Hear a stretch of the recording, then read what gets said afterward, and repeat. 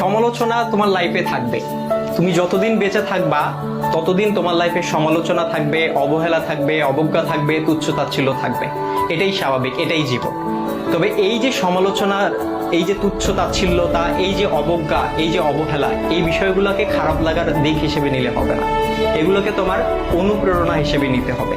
কারণ তুমি যখন এগুলোকে অনুপ্রেরণা হিসেবে নিবা, তখন এটা তোমার মধ্যে একটা জেদ তৈরি করবে। আর যেই জেদটা তোমাকে কঠোর পরিশ্রম করতে কি করবে ভাইয়া? অনুপ্রাণিত করবে। তোমার কঠোর পরিশ্রম করতে গিয়ে তোমার সব ধরনের ক্লান্তিগুলোকে দূর করে দিবে। আর যখন তুমি একবার কঠোর পরিশ্রম করতে শিখে যাবা, তখন স্যাক্রিফাইসের যে বিষয়টা, এই বিষয়টা তোমার মধ্যে অটো চলে আসবে। সুতরাং এই যে, আর সবকিছুর সাথে যদি বলো যে এই যে সমালোচনা, এই সমালোচনার পাশাপাশি জেদ, কঠোর পরিশ্রম, স্যাক্রিফাইস, আর এগুলোর সাথে যখন মেধার সংমিশ্রণ ঘটবে, তখনই তোমার স্বপ্নগুলো পূরণ হবে। সুতরাং সমালোচনাকারীর এই যে সমালোচনা, এই যে অবজ্ঞা, এই যে অবহেলা, এই যে তুচ্ছতাচ্ছিল্যতা, এই বিষয়গুলোকে তোমরা কখনো খারাপ বিষয় হিসেবে নিও না, বা